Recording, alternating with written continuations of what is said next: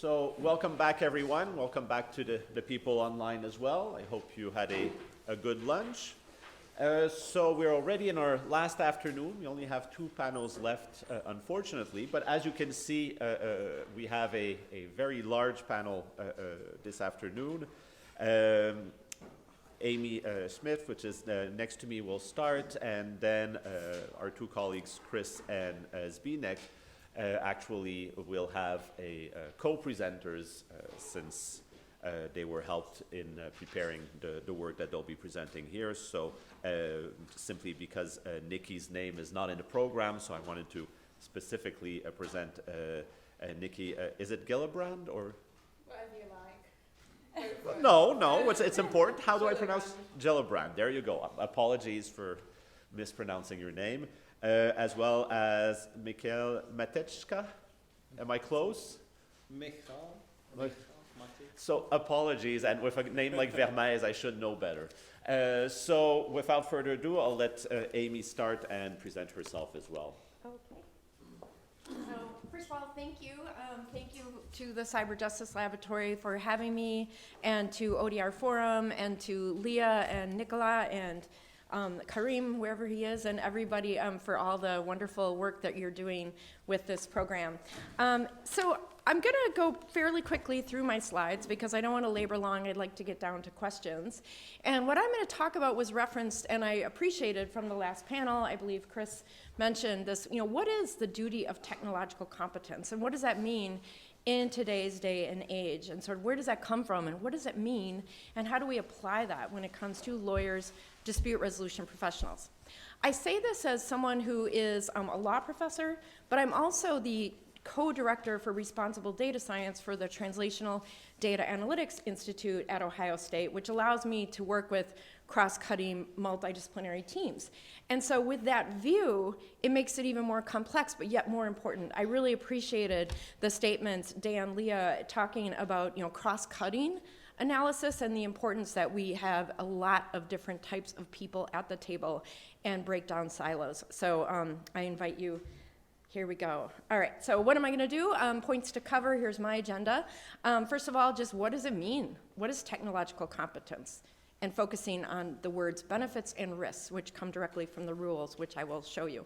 Some of this, you guys know, we've already been talking about it. What are the benefits of AI in ODR? What are the risks, understanding the dangers of AI, and regulations coming down the pipeline? I'll go quickly through this because we've been talking about it all day. However, I will linger a bit on the regulations and what we're seeing happen from a legal perspective. And then really, how do we balance the benefits and risks? So where does this technological competence come from? So in the United States, there are the model rules of professional conduct, Rule 1.1, and specifically Comment 8, which I believe was added in 2012. I think I'll have to check my math on that. But at that time, they weren't even thinking about AI. But yet they talked about this duty of technological competence. And what does that mean? And I highlight here the benefits and risks associated with the relevant technology, and engage in continuing study and education and comply with the continuing legal education requirements to which the lawyer is subject. So even then, they were thinking about this duty as a lawyer. And the same would hold true as a dispute resolution professional, but at least with the law, we know that this is specifically part of the model rules of professional conduct that you give an oath to as a lawyer in the United States. We're not alone. Of course, Canada, also the Federation of Law Societies of Canada's Model Code of Professional Conduct, very, very similar language. Again, understanding the benefits and risks, and understanding confidentiality, which is another piece that's of utmost importance when it comes to use of some of these technology systems. Similarly, Ontario, once again, very similar language to the prior slide, and benefits and risks, and understanding confidentiality and how technology plays a role. So what is AI? I know Nicolas goes back to 1950s, and I love that one as well. But here's another one that came up with sort of this term, and what does it mean? In my view, it sort of doesn't matter. We can disagree. We can have long fights about what is AI, what is artificial intelligence. Maybe what we ought to be thinking about is augmented intelligence. What are all the different ways that we are using technology in our practice as dispute resolution professionals, as lawyers, as system designers. Another sort of touch point that this is not my slide, this has been reproduced a billion times, and I have the citation on there, it's in the orange, but you can catch that. Where's the human? And I think this is another piece that we have to think about when we are considering the technology, the benefits and risks. Is there a human in the loop, on the loop, or out of the loop, and what does that mean? So I'll be referencing that during the course of my remarks. So first of all, again, very simply, understanding the benefits and risks in ODR. Well, we've talked a lot about this. I mean, we've seen with the wonderful presentations earlier today, it's really good at digesting documents and cases in law quickly for lawyers, certainly assisting individuals in developing opening statements or developing forms, even creating chatbots to answer frequently asked questions. This is really becoming quite something where the chatbot can actually be more precise than a human who might answer the phone.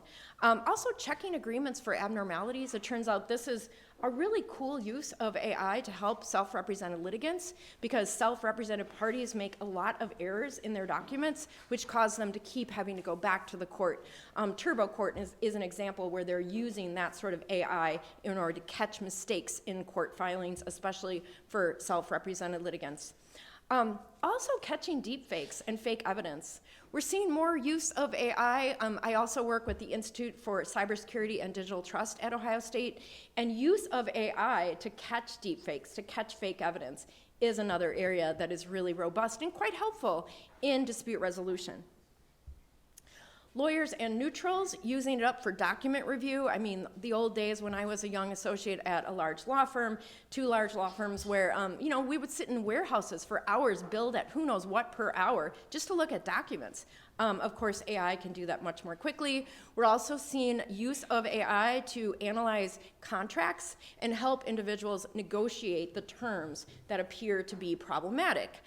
Contract Scout is one example. I like to do that shout out. It's one of my former students who created Contract Scout. But also, of course, predictive analytics and building in tools like Smart Subtle and building next level mediation, the LLM mediator. We've seen some other examples here today.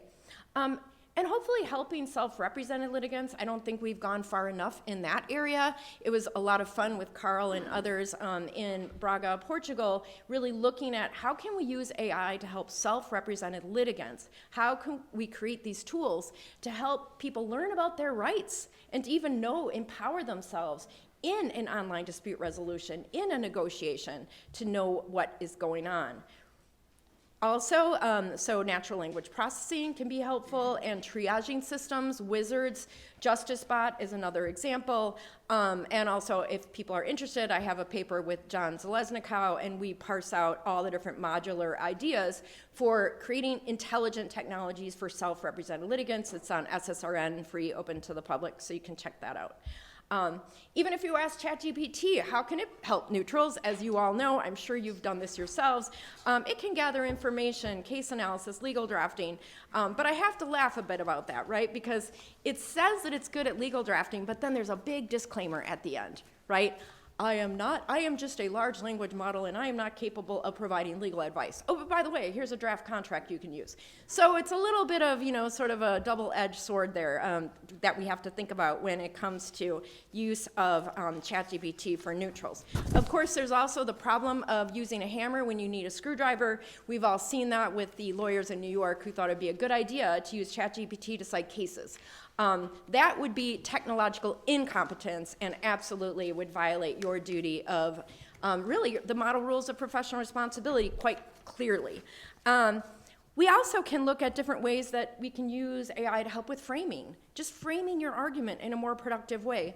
In my class on social media and conflict, I have my students using AI just to come up with ideas for stating things in a more collaborative way. You can ask an AI assistant to help you come up with ideas, to generate just ideas around a better way to state something. We saw that as well with the LLM mediator in sort of framing. Ideas for settlement, outlines, forms. There's a lot of really cool uses. recently, I'm speaking with ACS, and Colin was there as well, or ACR, sorry, in a conference and asking mediators, what are all the different ways that you're using technology in your practice? And it was really cool to hear the different ideas that people are coming up with for using AI in order to become better mediators, perhaps. But, there's a big but. I like to talk about the dangers of digitizing due process, and in fact, this is the title of my chapter in the book with Cyber Justice Laboratory that was put out on AI in the law. I think that was, what, 2018? Was that? Yeah. And I think that's true. It holds true today, it held true in the past, and we have to think about the dangers and pitfalls. Now, we've already talked a lot about the garbage in, garbage out, right? So if the data upon which the AI is built is baseline, if it is biased, then you're gonna have bias.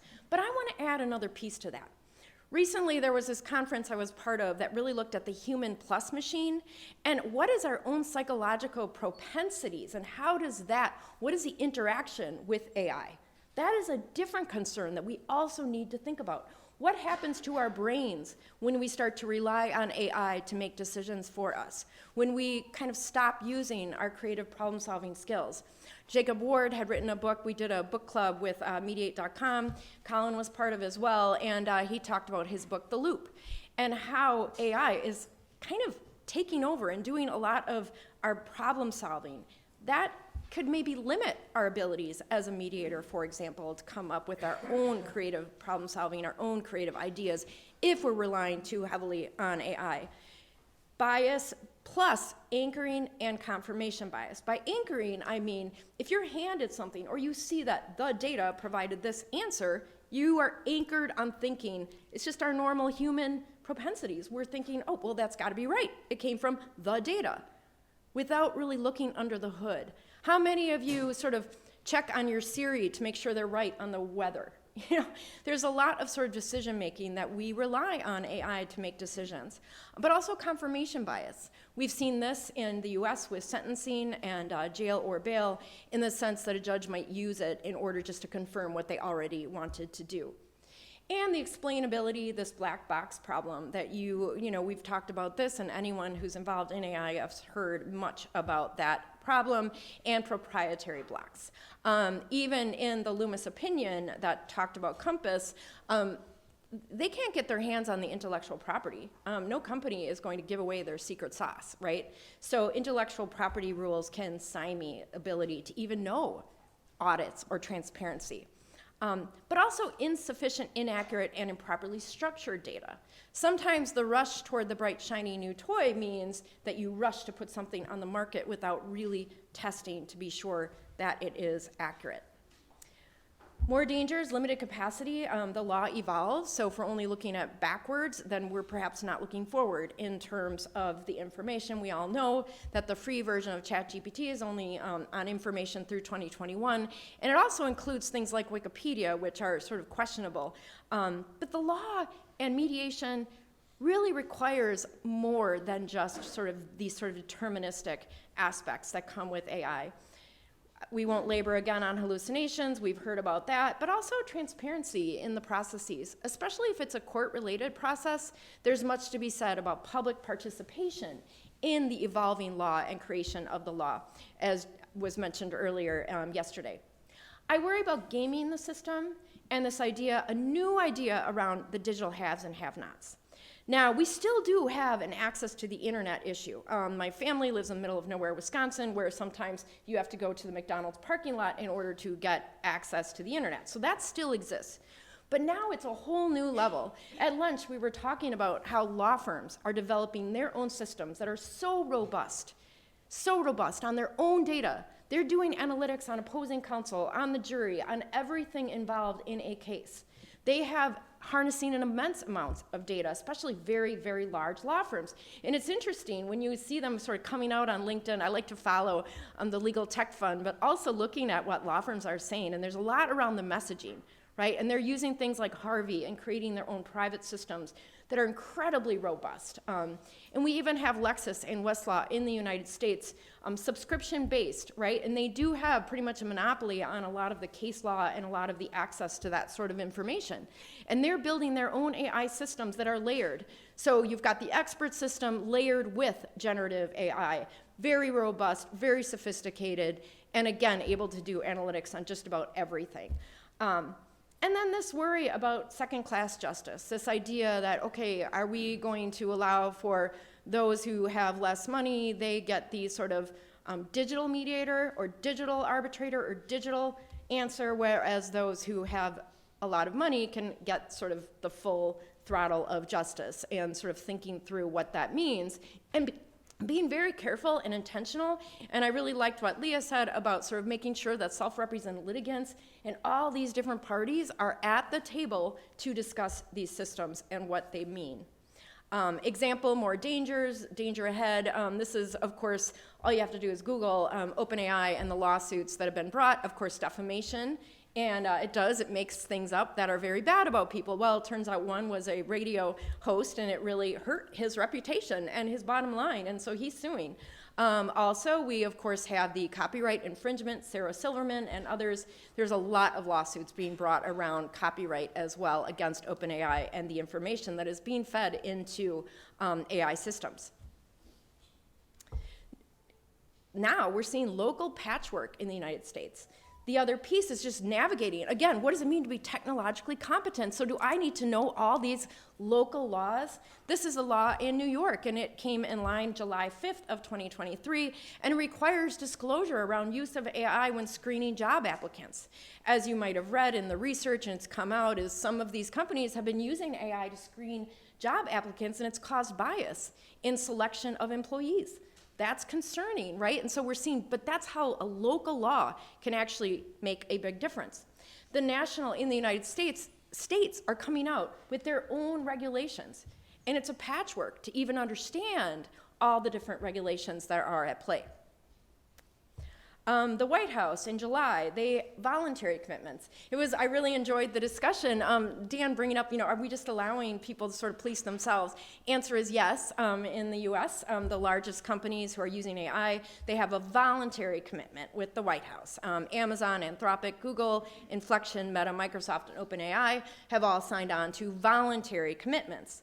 What does that mean? Well, they're going to have the security testing of AI systems, again, voluntary. Sharing information across the industry and with government, civil society, and academia on managing AI risks. Again, what does that mean? I'm not entirely sure. Cybersecurity and insider threat safeguards, of course, looking into those aspects, and facilitating third-party discovery and reporting of vulnerabilities. But again, they're making a lot of money off of their AI systems, so, sorry, I'm a little skeptical about these voluntary commitments. Also, technical mechanisms to ensure that users know when the content is AI generated. This is actually generating, more generation, a buzz. Because what does that look like? Does that mean you have to watermark every document, every decision, how do we police this? It's voluntary, again, so how do we make sure that these companies are providing this sort of notice? And then how far does that go? I was giving a presentation for the judicial conference in Ohio, and with these judges, and some of them, well, I want to know if ever anyone who's submitting a document to my court has used any kind of AI. We were laughing because then that means every single person has, right? Have you used spell check? It's built into Microsoft Word. So what does that mean? What exactly, when do you have to disclose? Where's the line? When is it that disclosure is important? Public reporting on AI capabilities, limitations, again, benefits and risks. Also, this research on societal risks and AI systems can pose, including on avoiding harmful bias, discrimination, and protecting privacy, and then developing and deploying advanced AI systems to help address society's greatest challenges. Again, what does that mean? And these are voluntary commitments. So what do we need to understand about that as dispute resolution professionals, as lawyers, as designers of ODR? More guidance from the US, go through this quickly, but what I did here is I tried to just parse out the 4 main topics that you can really see through all of these different statements. There's the National Center for State Law, has an index, and they provide a lot of different information about state initiatives. But then you have the Department of Defense, you have the GAO, you have an executive order that came out about the AI Bill of Rights, plus the FTC had published guidance.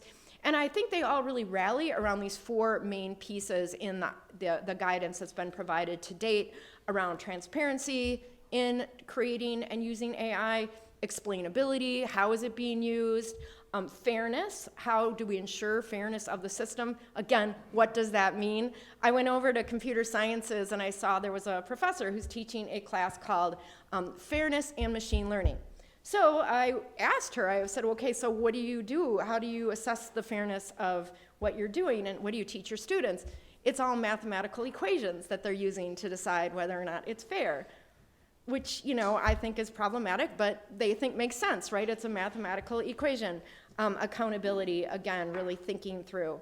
This is from Professor Vermeys. This is your slide on Canada, and I'm sure he can speak to that as well. I also have here a link where I interviewed him for my podcast on these questions of AI and how it's used. And they have a recent update to their directive. I think we heard about that earlier today, or was it yesterday? I'm starting to lose track. But that's, of course, another touchstone for analysis when we think about benefits and risks. We've been hearing about the EU and the AI Act. We know the Parliament did approve a certain draft that's now gone to further into discussions, but that was before we had really knew a whole lot about sort of generative AI and large language models. So what is it going to look like in the end? Well, what I do think is helpful is just thinking about high-risk systems versus low-risk systems, and then the type of regulations that might be in place. So looking at sort of high-risk systems, again, thinking through benefits and risks. What are the high-risk systems? Well, anything deciding justice or deciding your rights or deciding benefits would be a high-risk system. And so, again, it's that whole assessments and mitigation, high quality of the data sets themselves, also tracking where the data is coming from and thinking that through, detailed documentation. Again, a lot of this, though, how do you enforce it? Clear and adequate information. All right, what does that mean? Appropriate human oversight. Again, I'm not quite sure what that means. And robustness, security, and accuracy. Again, a lot is to be seen in terms of what those pieces are going to mean for the AI Act. So I kind of boil it down. I think the standards project and the work of iCoder is, of course, tremendously important in this area. And also just themes and thinking through these best practices about what it means to think about the benefits and risks. Thinking about accountability, transparency, explainability, equal, fair, impartial, privacy, and security. I won't go through these long. We've talked a lot about these same aspects. But I think the key is this, balancing the benefits and risks. So what does that mean at the end of the day, the so what? And what do I have to do as a professor? Well, I think we have to, as educators, prepare the next group of individuals who are going out to create ODR systems, who will be practicing law, who will be working in large firms, who will be doing the kind of work. And I think it's up to us to really help them to see the benefits and the risks, not to ignore it, not to outlaw any use of AI in the universities, but to teach responsible use of technology, and also to understand the benefits and the risks of these different tools that exist. You can't ignore it. The law firms that say, well, we don't want to use any AI whatsoever, well, then they're going to be inefficient, and their bills are going to be higher, and clients are going to be asking, wait a minute, I don't want to pay for you to go into a warehouse at $500 an hour to look at documents when that could be done by AI. That's going to be, that's important. So balancing that benefit and risk. Also knowing what questions to ask and helping our students, helping the future understand what questions to ask about these systems so that they can properly analyze, should I be using OpenAI and putting my client's confidential information into it? The answer is no, but it's important that people understand that. And even that is already being sort of given to vendors like Credo AI, which is a paid product that is now saying they can assess the fairness and the use of these different large language models. And I sort of wonder, well, again, how much do we know? How much can we trust that? So we have to take it upon ourselves to ask the right questions, to look under the hood, to make sure that we find whatever we're using is responsible use of technology. Also to consider the context and the clients. I mean, that is tremendously important. The human is really important. And for some problems, for some people, it's really important that you have the human element. And that can be really, really robust when it comes to mediation and facilitation. And finally, having flexibility. Even when I read all the different documents that are being put out around the AI Act, there's a lot of concern that it's not sufficiently flexible to move with technology. A year ago, we were not talking about ChatGPT to the extent that we are today, right? A year ago, we weren't convening at the university on this committee to talk about, well, what are we gonna do? You know, that wasn't really discussion a year ago, and now it's top of mind in every educational place. And finally, I hope that there are more projects like Cyber Justice Laboratory, and now I'm creating a project called the Justice Tech Project, where my students will be working in multidisciplinary teams with computer sciences, with other areas in order to work in teams to design, build, and test technologies that can be used by real people with real problems, with a focus on expanding access to information and access to remedies. But it's those cross-cutting experiences that will help in technological competence and the future generations to come in ODR. And I thank you so much for your attention. I welcome conversations. As I like to say with technology, it's not all good, it's not all bad, it's how you use it. And of course, the ethical standards and the work that iCoder has done is tremendously beneficial as well. So thank you. My papers are on SSRN if you are interested, and I look forward to hearing the rest of the discussions. Thank you.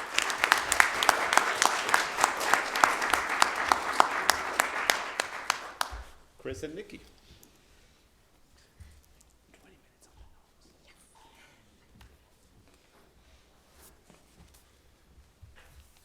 We'll do a little bit of a traditional college handoff here, not slide for slide, however. I'll go relatively quickly through the first part because it almost in some ways is a little bit of a beating a horse a little bit here. So, but it frames the point that we made in the last item, which is the concept that Nicky was writing on about informational sovereignty versus digital sovereignty. In the beginning is sort of the why, right? So as we've all looked at so far, and I think talked about a lot, the headlines, of course, vary, but we all know they're numerous. And the challenges are, how do these things get these things wrong, right? As we discussed a little bit this morning, we talked about the actual model and how they work themselves, how essentially, just like Gmail gives you the last word, we're taking Gmail but to the infinite and keeps going on for pages and pages. Well, the fundamentals of this is, as we know, we give it a lot of learning items, and we say, hey, all of these things work, right? And then, based on the temperature, the randomness, this is how humans work, it navigates its way through those probability models and allows it to say, well, you told me that these things all worked, so therefore, since 2 worked and 4 worked, I guess 2 and 4 must be 20. And that's how we can sometimes get to some odd answers, right? And so we say we may need to fix this, but at the end of the day, it isn't really exactly what it is. We'd say, hey, let's use an algorithm. Let's use something now that says, okay, well, let's put the exact model in, and that'll fix it all. But now we get into the same problem we talked this morning of all those words are, again, just other items that fit into models, and we can still end up at the same time, maybe we just misinterpreted a piece of it again. We're always going to have these challenges in these models where we're always going to be able to take a look and say, this may have all the right data, it may have the right big probabilistic model, but it's not designed to do anything but figure out a path through it that's within the error rate that it accepts, right? So now if we look at this from a context of a legal perspective, right, legal perspective is a little more complex because we don't have something as simple that we can put into a math equation. Or we're getting into the issues of what's unreasonable, what's reasonable or unreasonable, what is our area going to accept, right? And so we may end up with something where there's a whole range of things that comes up with an answer that we know is clearly wrong. It's not okay to run over the dog, right? That's not the actual answer we wanted, but it's a viable answer within the type of model with the limits we can truly put on it right now, right? Where this gets into what's relevant here in the types of models that we're building with respect to legal tech is that training data that goes in and what we think is reasonable and unreasonable, even if we say that it still has some challenges to it in itself, when we actually start to go in the equation of the law itself, the building functions that we're actually building need to be representative of the community that we actually live in. The jurisdiction is vital. All those items, what we think is reasonable and unreasonable, whether or not we get it exactly right at the end, if we do not have them pulling from the right environment, the function will always be wrong. So if we're sitting here and saying, okay, in this environment, I believe these options are reasonable to me, and another environment says these options are reasonable for me instead, if I now take that model in one and say it's based off this one place and I move it somewhere else, I'm going to put two different functions, two different jurisdictions. Those two different jurisdictions will give you different answers as they should, and we need to allow them to do that. You can't just take the one model and say that the whole thing all can work in the exact same pot and off we go, right? This idea of essentially the informational jurisdiction, which is what our informational sovereignty, is why it is important, is because if we do not base the inputs for that model on the jurisdiction itself, we can end up, as we apply it, with really sort of the traditional four-part box piece. We end up with a model that either, as it walks on its random walk, gives us, sometimes the correct argument that it approves of, right, that's awesome, or it gives us the incorrect argument, then all of a sudden the jurisdiction actually now approves, which that starts to break our rule of law. If we're saying that this tool that's modeled in Florida is going to be applied in, anywhere else, Australia, right? Close enough. But probably not in a whole lot of different ways, right? If we start to allow a tool in that is modeled off the wrong inputs, those inputs fundamentally being, again, representative of the lawyers who gave the information that became the data that we then represent again, if we do not get the jurisdictional balance right, we start to break down the rule of law. This is why these pieces are vitally, vitally important. And again, they are the devil in the actual simplicity of it. This is not the devil in the details.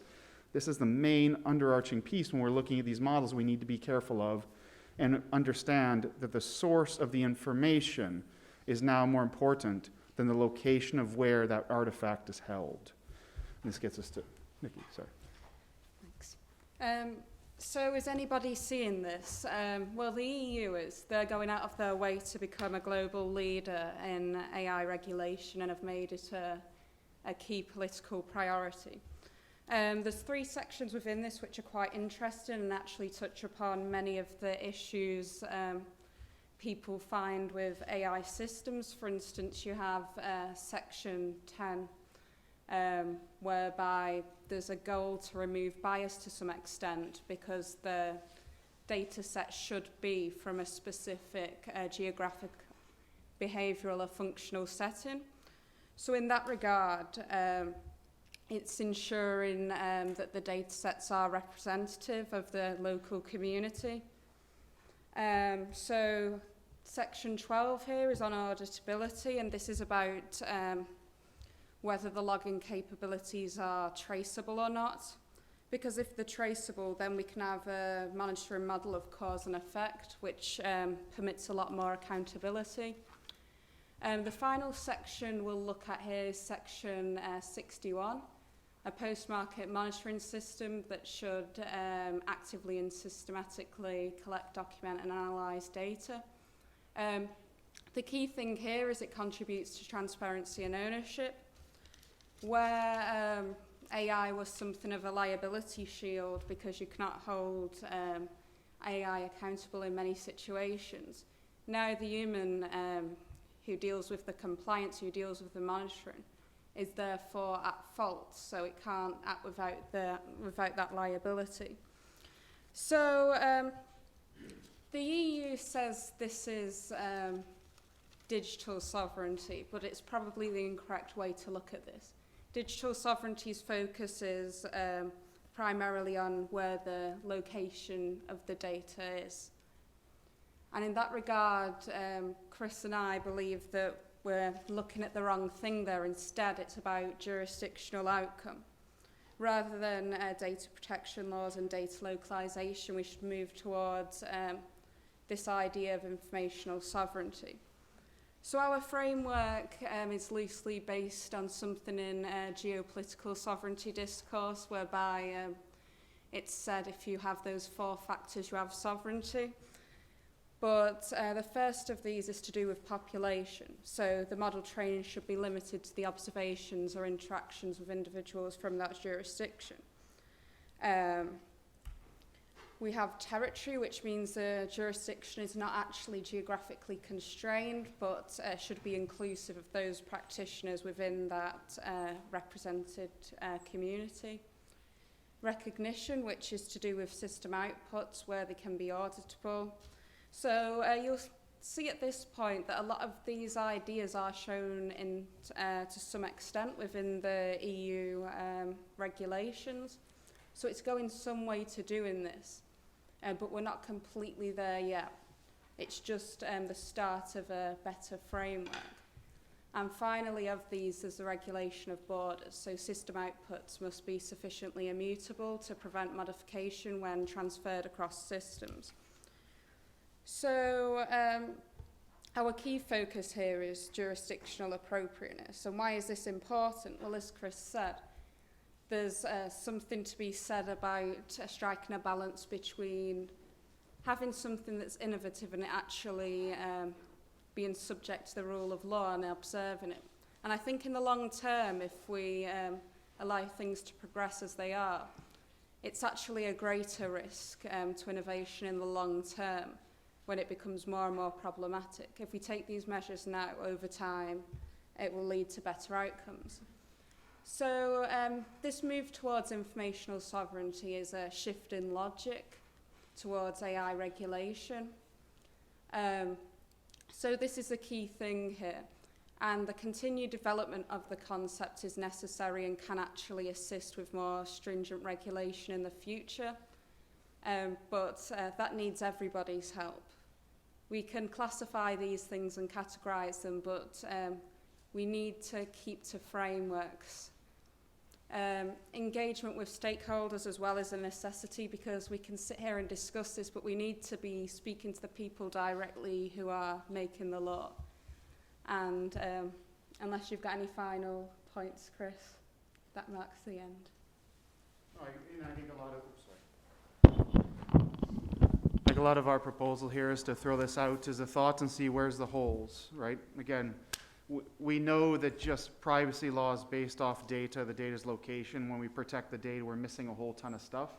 We have a brand new animal here where the information is what's driving and making the tool. Is it time to actually, start shifting how we're looking at this as an informational sovereignty, informational protection, informational accuracy issue versus the one we've been stuck in for a long time and gets us a lot of data security laws that we know don't work for this situation. Well, thank you both.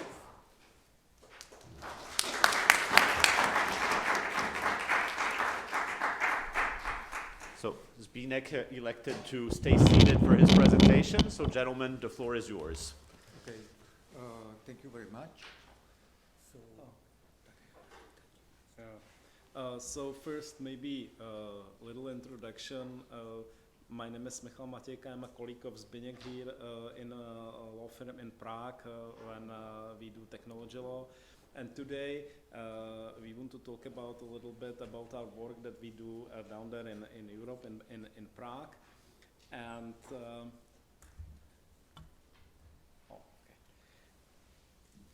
maybe at the beginning, try to imagine a scenario when you buy a washing machine or you buy a car and it breaks down shortly thereafter.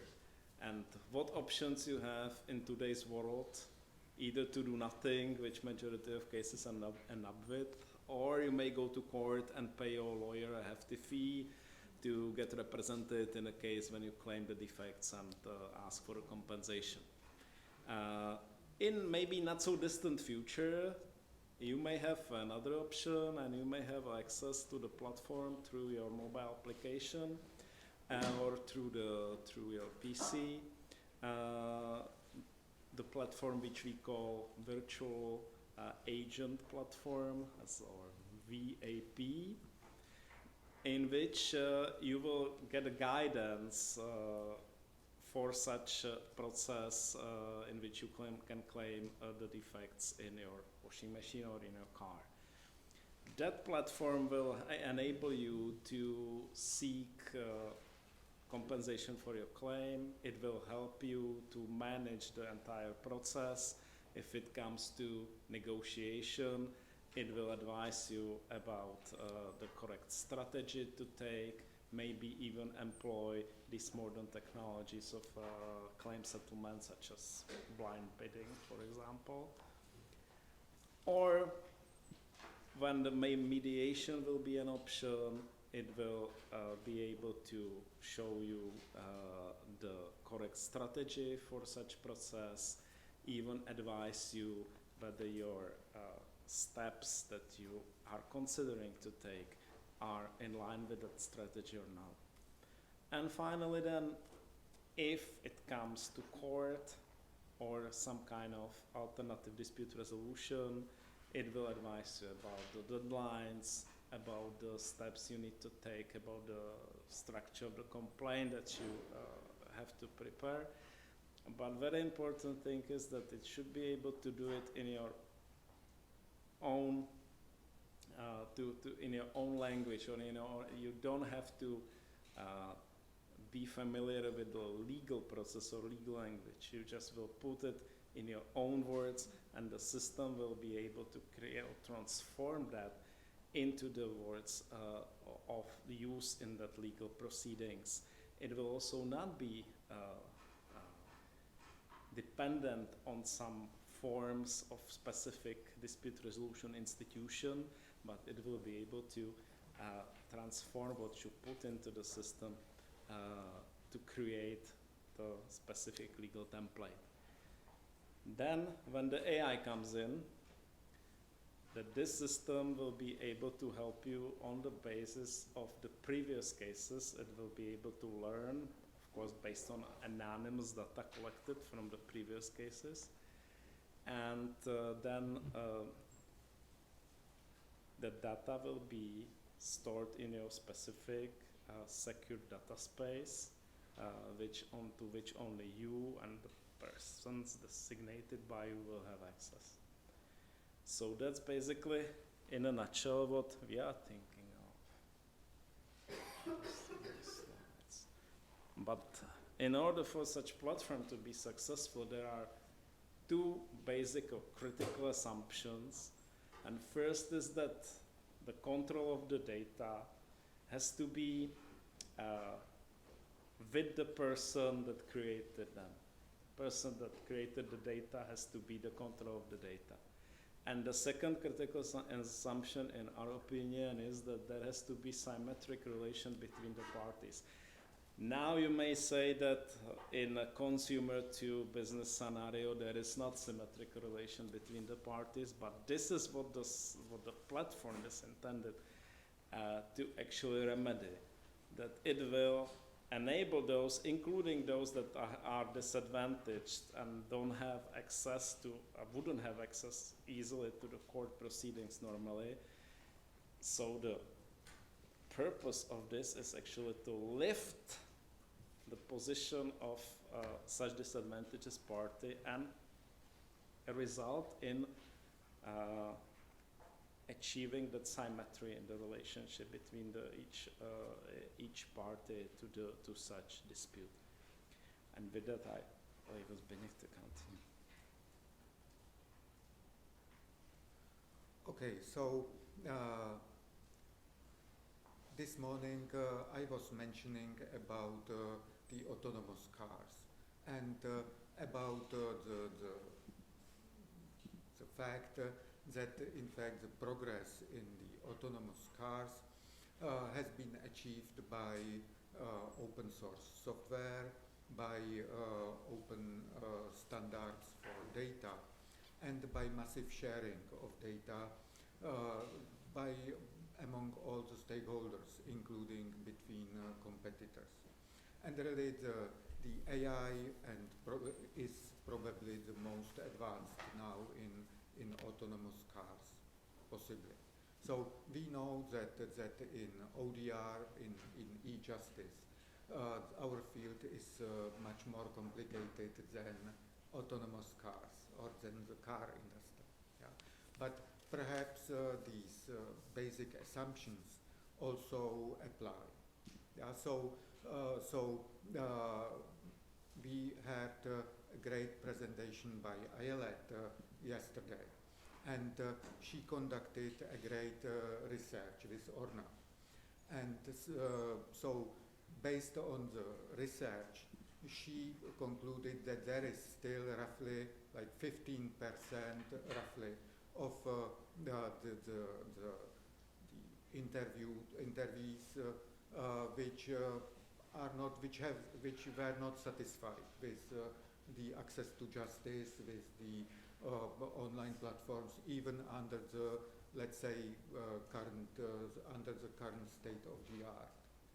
And she posed an interesting question: what to do with the remaining 15%?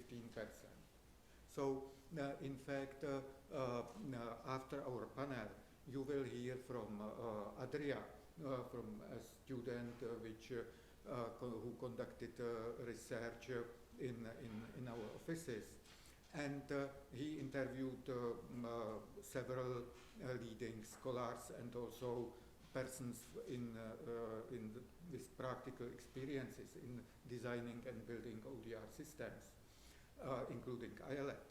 And actually, the conclusion has been that under the current situation, under the current conditions, it might not be possible to actually resolve the remaining 15%, just because it would be too costly, and there would be technological limitations to do it in a single platform.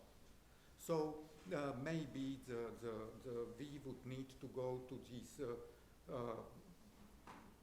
issues mentioned with the autonomous car industry, with the data standards, with data sharing, and open source software. So basically the question is among whom the sharing of data would be. And we believe that in order to come close to the goals or assumptions mentioned by Michal, that means to let's say more balanced relationship and diversity by design in the access to justice, there will be a need to collaborate among the parties, voluntarily collaborate in sharing their data, anonymized data. So in fact, what we propose, and we have been working on this research for quite some time in a larger team, interdisciplinary team, but we actually propose like a complete change in the access to justice and how to operationalize it. And that is that there may be a variant option by which actually the parties themselves would be able to decide what are their, let's say, vulnerabilities, what are their needs, and to operationalize this in the procedural forms, in their own ODR platforms, which technologically might not be so different from the ODR platforms of the ODR institutions. Yeah. So why we believe this is potentially, this may achieve better result than the current situation. And this is in the collaboration between the parties, either within a community or within a country, or basically even in the larger context. Yeah. And so by the collaboration, we mean the voluntary sharing of statistical data and the distributed training of AI services, which will help to personalize the ODR forms and to select the appropriate ODR provider, the strategy, etc., etc. So actually, what is necessary for that? We believe that it is necessary to start preparing an open ODR standard. By this, we do not mean like an ISO standard or IEEE standard, but more like a convention, voluntary conventions to use certain published rules and schemes. And we believe that there are three basic components of such open ODR standards. This is like open ODR. The first part is really a digital mapping of e-justice ODR processes, and we call this open data framework for ODR. The second component is really open specification of the AI services, which will be AI services not just for the ODR institutions, but for the parties, for people or companies. Yeah? And the third component we believe should be open framework for messaging and addressing, which would enable communication among the various platforms about which we call VAPs. VAPs because it's virtual agent platforms, because the platforms should really serve as our virtual agents in the online space. Yeah? So something which we would have under our sole control. So basically, I will speak quickly about the first part, about the open framework for ODR. And really, I can only say how we tackle it. And of course, this is something very new, so it's hopefully for comments, discussion, and criticism. But we really thought that in order to make sense, we must use, for this exercise, we must use well-known tools in the digital universe. So we are using something which is called BPMN. Who knows what BPMN is? Yeah, perfect. So BPMN is really it's an established open source tool for mapping digital processes and transforming them into code, yeah, which is available publicly. And with the open, every process can be built. For example, sending emails can be illustrated or described as a BPMN process. ODR processes can be mapped in this way. You can also have associated forms or form variants with the BPMN, with the processes. And for that, again, like a standard tool, we selected is JSON, which is like a commonly acceptable way of representation. So we also, in addition to the BPMN and JSON, we also started to build something which we called model checklist. And this is in text form. And really the inspiration for that is in UK. Yeah? As I understand, in UK, the judges actually are preparing reform or are doing actually court reform. And in order to have control over developers, they are preparing something like a checklist, a model checklist. And they must understand it as we. So again, we are interdisciplinary team, so we are working with open source developers, data scientists, online ethical experts, but this checklist we are building in text form. So, there is also, we believe there is also a need for additional numbering. The standard tools provide you with numbering. So in fact, if you build like an arbitration process in BPMN, the result you will have all the steps numbered pretty well. You can integrate the JSON forms with that and so on. Yeah? But then basically because it's open source, so you put it on the internet and somebody else will use it and prepare their own arbitration process with different numbering, because they will so there will need to be some numbering which would apply no matter of these changes. Yeah. And we started to prepare to design such numbering. So we broke the processes into several categories, and we are looking into the numbering of each of these categories. So very, very interesting here is the terminology which we talked about, and this will be like a very, very interesting tool for resolution, which would be almost impossible to resolve, which we know from the example in the US. Yeah, okay. But fortunately enough, this is, we are speaking about the future online course, future ODR systems. So for the future ODR systems, it will not be such a big problem, because while you design, if there is this standard or basics of it, if you design and prepare the like digital twin, we call it digital twin, of your future ODR system, you will get the numbering as part of it. So you will not need to bother with numbering and terminology of the existing of your existing solutions.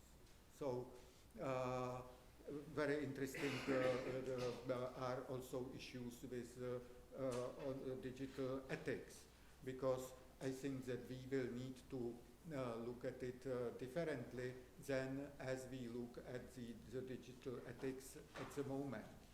For example, this is because the ethical standards which Leah spoke about very, very well. So if you want to operationalize them, this will need to be context-based. And that means it is very difficult to do at the moment. But if when we start using AI, and we will do it quickly, so then the key issue is will be the ethics of the AI. Yeah. So this will be perhaps less context-based, because you will look at the ethics of the AI tool used for the context-based issues. So last sentence. In fact, we wrote quite an extensive paper. I am not much in writing articles. I wrote few of them recently on this topic, and the latest one has some 30 pages. So, but if you just go through quickly, so it will you will learn more about what we were presenting, and it will be published in the latest issue of the International Journal for Online Dispute Resolution, which will be up probably very soon. So thank you very much. Thank you.